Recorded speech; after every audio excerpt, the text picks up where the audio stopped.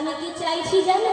দান দেহ দেহ দান, দান দেহ দেহ দান, দান দেহ দেহ দান, দান দেহ দেহ দান, দান দেহ দেহ দান, বলে গৌর ভগবান দান দেহ দেহ দান, দান দেহ দেহ দান, বলে গৌর ভগবান দান দেহ দেহ দান, বলে গৌর ভগবান অন্য কিছু চাই না দান, বলে গৌর ভগবান অন্য কিছু চাই না, বলে গৌর ভগবান অন্য কিছু চাই না দান, বলে গৌর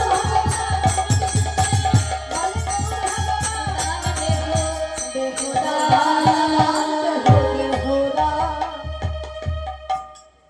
গৌরহরি, ভালো করে বলো কি দান চাইছো তুমি? গৌরহরি বলছি, নাগরী বুঝতে পারলে না? আমায় দেহ দান, দেহ দান। আমি দান দেওয়ার কথা বলছি। আরে কি দান চাইছো সেটা তো বলো। কেন নাগরী? আমি তো বারবার করেই বলছি আমায় দান দেহ দেহ দান। নাগরী, আমি কি দান চাইছি জানো নাগরী? তবে শোনো, আমার অন্য কোনো দান চাই না। তোমরা আমায় কি দান করবে জানো নাগরী? তোমাদের গলা পচা দেহখানা আমায় দান করো। আমি যে আর কিছু চাই না। গৌরহরি,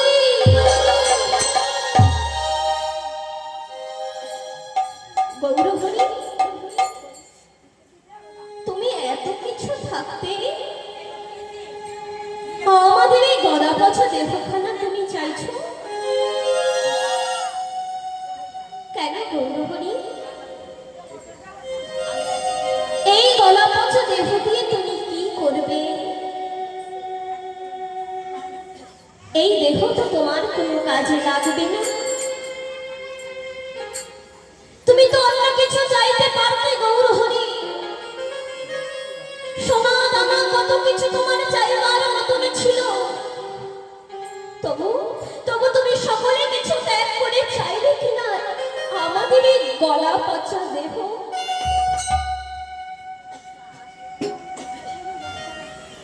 আজ গৌরহরি বলছে নারী, চাইবার মতন তো অনেক কিছু ছিল, কিন্তু এই গলা পচা দেহখানা কেন চেয়েছি জানো? ও নাগরী, চেয়ে দেখো, তোমাদের সকলের মতন আমার দুটি হস্ত, দুটি পদ, দুটি কর্ণ, দুটি চক্ষু আর একটি মাত্র বড়। নাগরী, জানো তো নাগরী, তোমাদের সকলের দেহ যদি আমায় দান করো, তবে তোমাদের লক্ষ লক্ষ দেহ পেয়ে আমার লক্ষ লক্ষ হস্ত, পদ, কর্ণ আর লক্ষ লক্ষ বর্ণ হবে।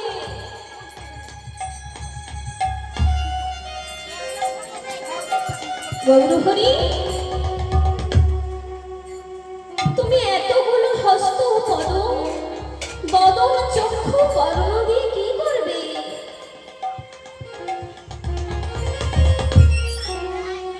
ওগো নাগরী,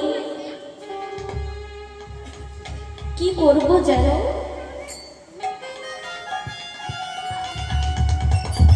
ব্রহ্মা চতুর্মুখে যার গুণের কথা বলে শেষ করতে পারে না, পঞ্চানন যার পঞ্চমুখে গুণের কথা বলে শেষ করতে পারে না, বলো বলো নাগরী, আমি কি আমার এক বদলে তার গুণের কথা বলে শেষ করতে পারি?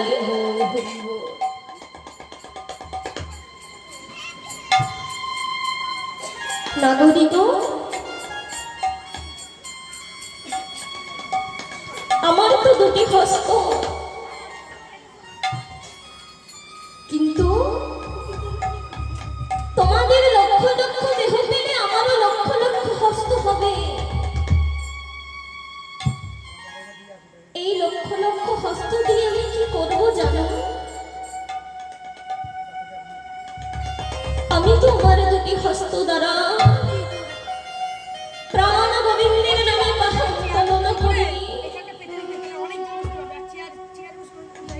কিন্তু তোমাদের লক্ষ লক্ষ হস্ত পেলে আমি যে মনের সুখে লক্ষ লক্ষ হস্ত দ্বারা হা গোবিন্দা প্রাণ গোবিন্দা বলে দুটি বাহু চরণ করতে পারি।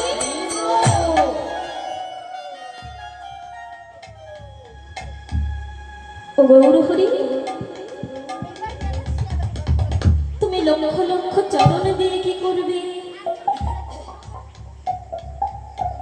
নাগরী, কত স্থানে আমার ভগবানের নাম গুণগান হয়,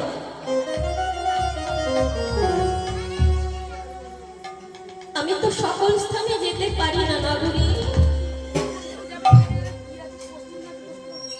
কিন্তু তোমাদের সকলের চরণ সকলের পদ যদি আমায় দাও,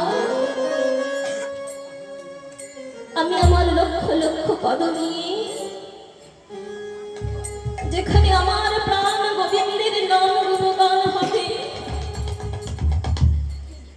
যেখানে ভক্তের সমাগম হবে, যেখানে সাধু সঙ্গ হবে, আমি যে সকল স্থানে যেতে পারবো। গৌরহরি, তুমি আমাদের দুটি কর্ম দ্বারা কি করবে?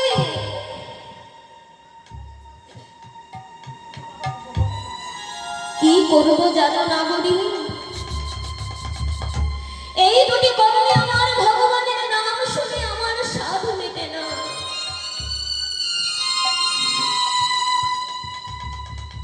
তাই তোমাদের সকলের কর্ম যদি আমায় দাও, আমি মনের আশা মেটাই আমার গোবিন্দের নাম গুণগান শ্রবণ করব।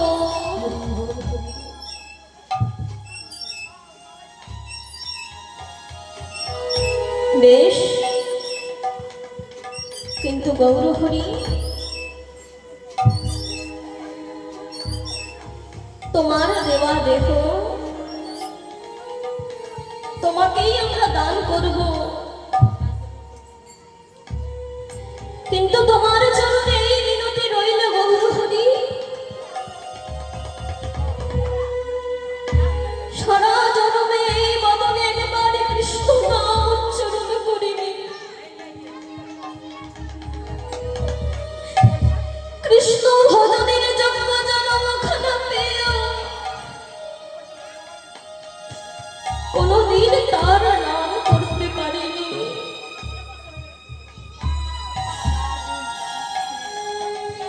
গৌরহরি, একদিন তো কথা দিয়ে এসেছিলাম, কিন্তু কথা রাখতে পারলাম কই? কথা দিয়েছিলাম, যদি বলেন কোথায় কবে কথা দিয়েছি,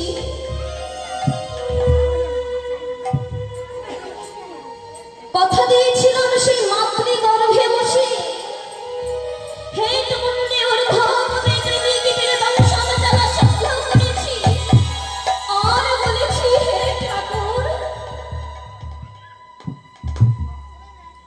একবার তুমি আমায় মুক্ত করো, ভাবে গিয়ে আমি তোমার নাম করব।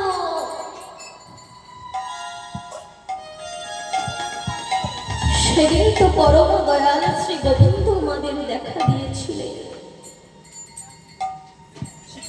সপ্তম মাসে গর্ভ বসে পরম দয়াল শ্রী গুরুদেব দেখা দিয়েছিলেন, আর সেই জ্যোতির্ময় পুরুষকে দর্শন করে আমরা বলেছিলাম, ঠাকুর তোমার এত দয়া, তোমার এত দয়া, আমার মতন এই অধমকেও তুমি দয়া করেছ।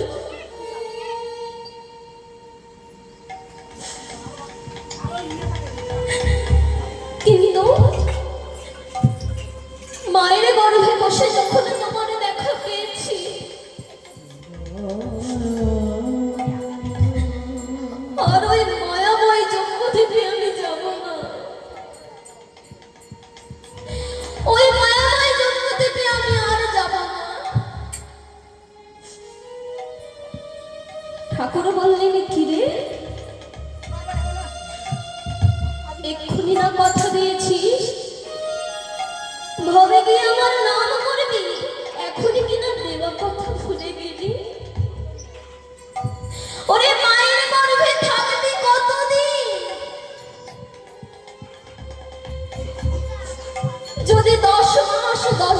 বেশি মায়ের গর্ভে থাকিস তবে যে তুই মাতৃ হত্যার দায়ী হবি।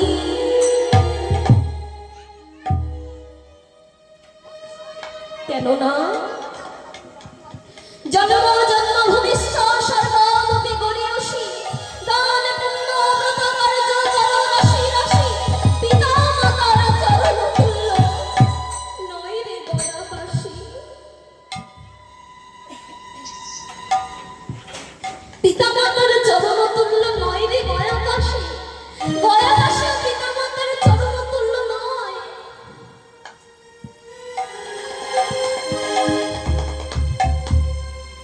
আমরা সকলেই বলি মাগো সাধনা করব ভজনা করব, কিন্তু সকলের আগে জানতে হবে এই ভজনের ঘরের দেশ কয়টি। ভজনের ঘরের দেশ হলো চারটি, স্থূল প্রবর্ত সাধক সিদ্ধ। সর্বপ্রথম রয়েছে স্থূল, এই স্থূলের গুরুই হলেন পিতা মাতা। শাস্ত্রে বললে এই স্থূলেই তার ভুল, তার মূলে ভুল। কেননা ইহ জগতে যদি কেউ বাবা মাকে কষ্ট দিয়ে বাবা মায়ের সেবা না করে তাদেরকে আলাদা করে দিয়ে সারা জন্ম জন্ম ধরে কৃষ্ণ কৃষ্ণ বলে কাঁদে, জগতে পিতা কোনোদিন তাদের ডাকে সাড়া দেয় না।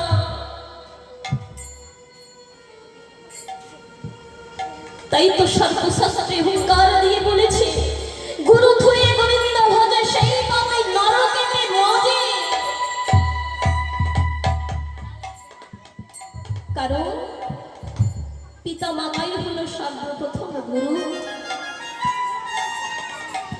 ইহ জগতে একদল আছে যারা পিতা মাতার সেবা করে না, পিতা মাতাকে সম্মান করে না, শ্রদ্ধা করে না, অথচ ললাটে মোটা করে তিলক কেটে গলায় মোটা মোটা মালা, হাতে নামের মালা নিয়ে কৃষ্ণ কৃষ্ণ বলে কেটে বেড়াচ্ছে। মহাজন বললেন হবে না, কোন সাধন ভজন তার কাজে লাগবে না। কেননা পিতা মাতাকে কষ্ট দিলে গোবিন্দ কোনদিন তাদের কৃপা করে না।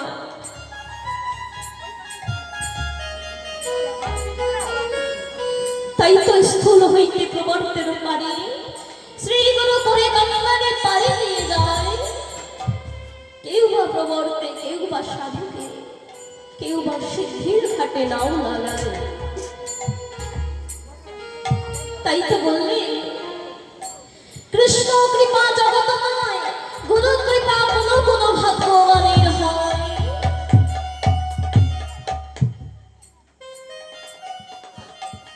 কৃষ্ণ যদি দুষ্ট হয় গুরু রাখিবারে পারে, কিন্তু গুরু নষ্ট হলে কৃষ্ণ রাখিবারে পারে।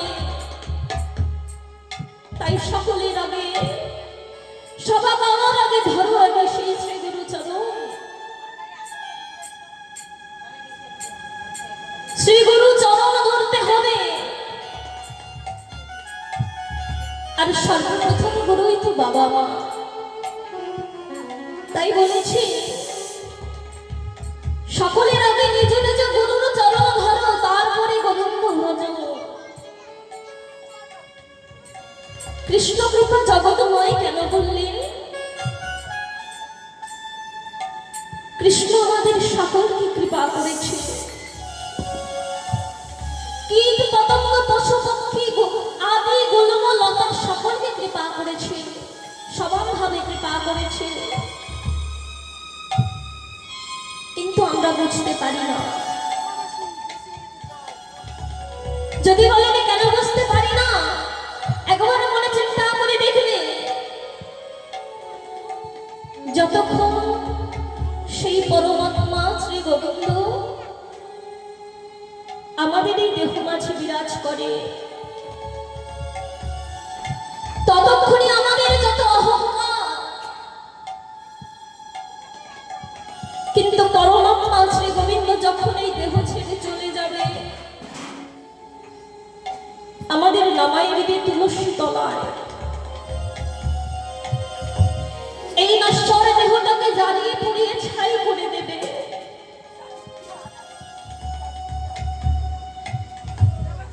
তাই তো বলছি গৌর হরি,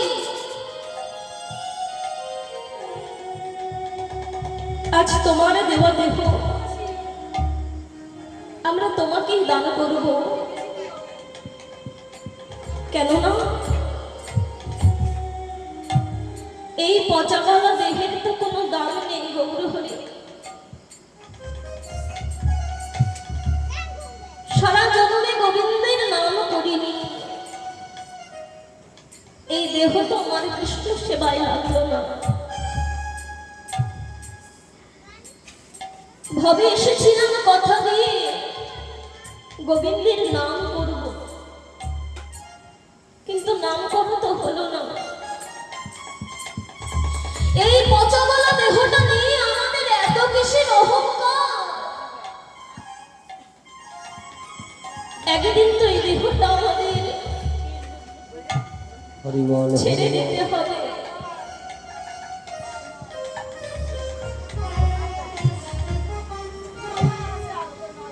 তোর মাটির দেহ মাটি হবে,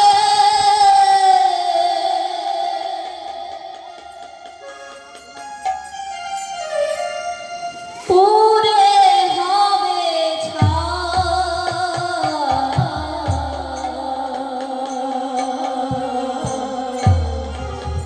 দেহ তোর পচা দেহ গৌরব কিসের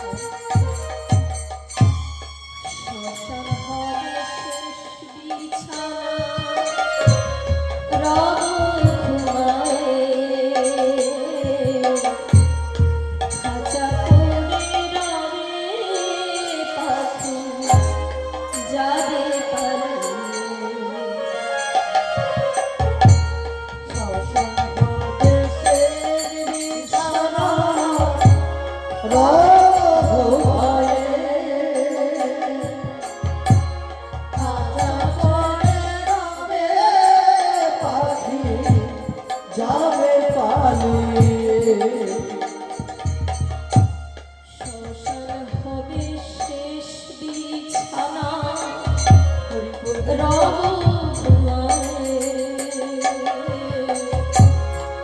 খাঁচা করে রবে পাখি যাবে পালিয়ে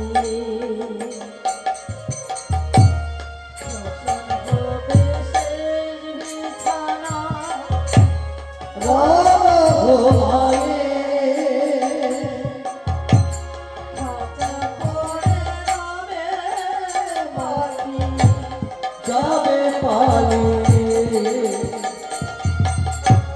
প্রাণ পাখি পালালে আর নেবে না সারা রাতে মরলে সকাল হলে বলবে রাশি প্রাণ পাখি পালালে আর নেবে না সারা রাতে মরলে সকাল হলে বলবে রাশি মরা প্রাণ পাখি পালালে আর নেবে না সারা রাতে মরলে সকাল হলে বলবে রাশি মরা প্রাণ পাখি পালালে আর দেবে না সারা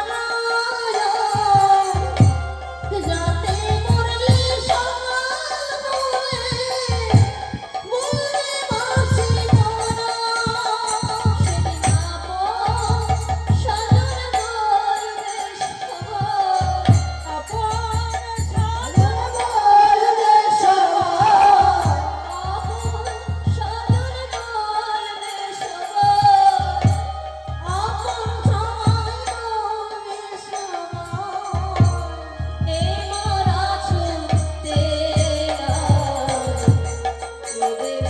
সাজন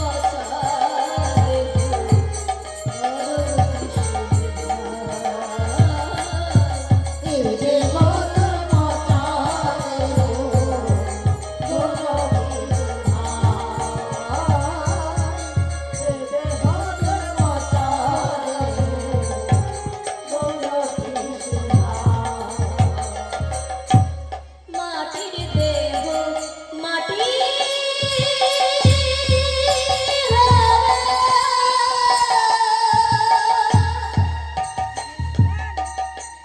পুরে হবে ছাই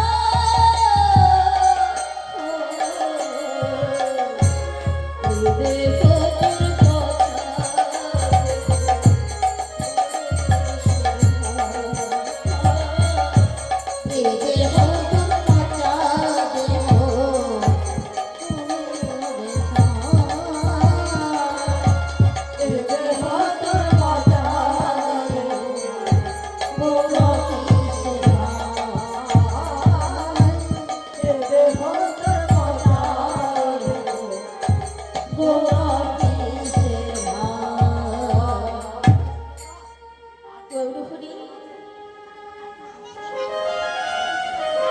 এই পচা গলা দেহ তোমায় দান করবার ফলে যদি তোমার মাধ্যমে আমাদের গোবিন্দ ভজন হয় তবে তাই হোক গৌরহরি। এই পচা গলা দেহ তোমাকে দান করব। বেশ বেশ ও নাগরী, তবে আরেকটি কাজ করো, একবার সকলে মিলে বদল করে